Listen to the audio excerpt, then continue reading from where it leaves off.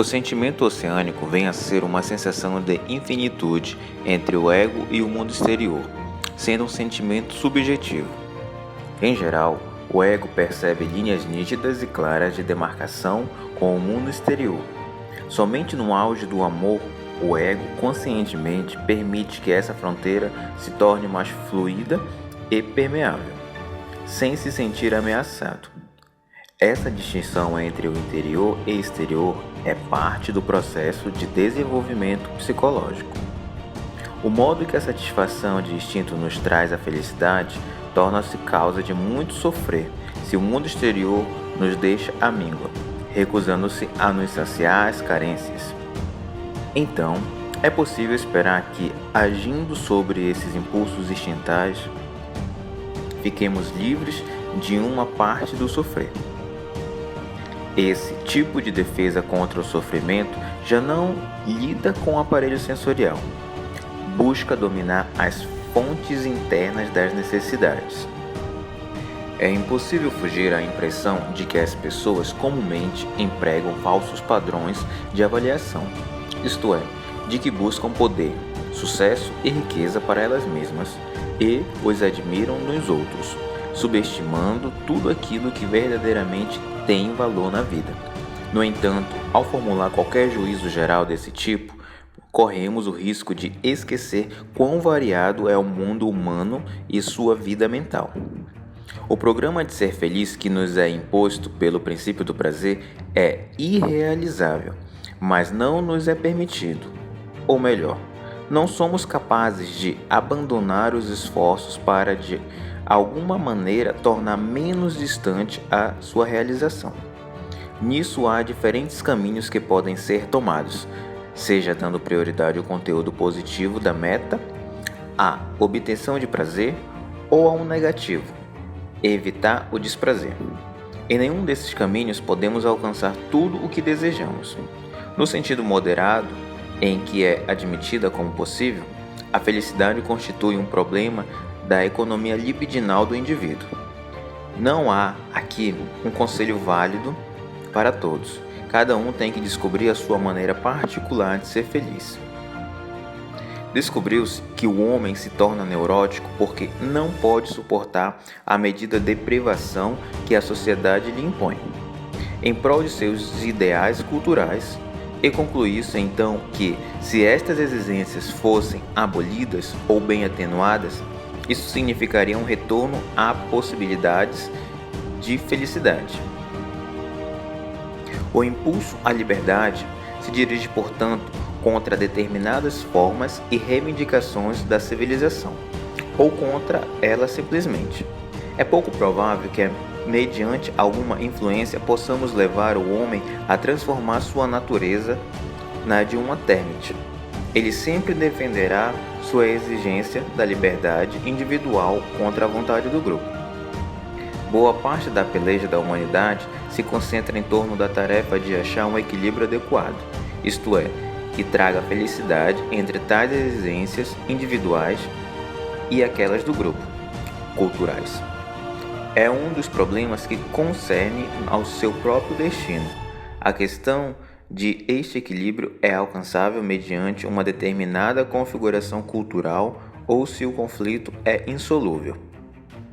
O livro compara as vidas humanas civilizadas e selvagens, a fim de refletir sobre o sentido da civilização em geral.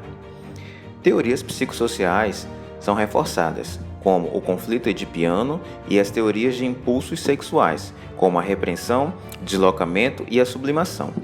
Em sua obra anterior, em Além do Princípio do Prazer, Freud fala que os seres humanos são movidos por um desejo de satisfação erótica, propondo que os seres humanos são igualmente impulsionados por um desejo de destruição, sendo o conceito de pulsão de morte ampliado no livro. Freud também descreve a religião organizada como uma neurose coletiva, argumentando que a religião realiza um grande serviço para a civilização por domar os instintos antissociais e criar um senso de comunidade em torno de um conjunto compartilhado de crenças.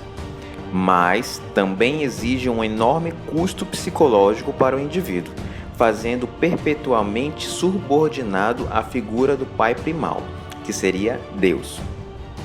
Agora os principais temas que chamaram a atenção. Agressão. Propõe que o instinto dos seres humanos é agir agressivamente com o outro. Na sociedade civilizada, temos restringido a nossa inclinação à agressão através do Estado de Direito e da imposição do poder interno e externo para garantir a máxima segurança e felicidade para todos. Enquanto precisamos da sociedade para escapar das forças de agressão e autodestruição mútua, a necessidade de contrariar os nossos instintos agressivos causa grande infelicidade, um sentimento de culpa cada vez mais pesado e, nos casos extremos, várias formas de neurose psicológica. Como consequência, os indivíduos começaram a se rebelar contra a civilização, com uma agressão que excede um nível de agressão originalmente suprimida, ameaçando a sociedade de desintegração. Eros e pulsão de morte. Todos os indivíduos devem manter dentro da economia de sua libido um equilíbrio entre os dois instintos, Eros e a pulsão de morte. Na obra é apontado sobre os acontecimentos históricos e destrutivos. E toda a história da civilização pode ser definida em termos gerais como uma luta contínua entre Eros e a pulsão de morte. Civilização e felicidade. É afirmado por Freud que a civilização é intrinsecamente hostil à felicidade humana. O processo civilizado do ser humano envolve em sufocar muitos dos impulsos sexuais que levam mais diretamente ao prazer. A participação na vida civilizada implica em renúncia de impulsos agressivos. Assim, para sermos civilizados, devemos fazer as duas reivindicações mais fortes aos nossos instintos: sexo e violência. Esses dois prazeres encontram saída em várias atividades subliminadas, como por exemplo o esporte ao invés da violência. O pai primitivo e a sua herança psicológica. Freud propõe que as sociedades humanas foram organizadas semelhantemente às formas da sociedade dos símios, com um macho dominante e a monopolização das fêmeas.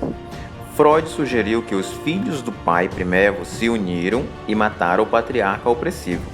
No entanto, esse ato se mostrou traumático, e assim o remorso produziu a primeira sensação de culpa, e o pai primevo se tornou internalizado como o superego.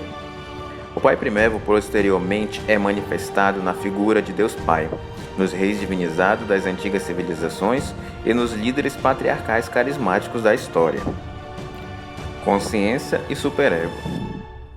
É identificado um enorme sentimento de culpa como um dos problemas centrais que ameaçam a civilização moderna e atribui a responsabilidade ao funcionamento do superego. O superego muitas das vezes coloca exigências severas sobre o indivíduo que ele não pode realisticamente cumprir, causando uma grande infelicidade.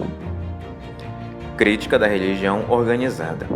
A maioria dos homens regula seus comportamentos de acordo com os princípios da doutrina religiosa, submetendo a sua vontade e destino ao julgamento de um Deus, que para Freud é pouco mais que uma figura paterna inflada.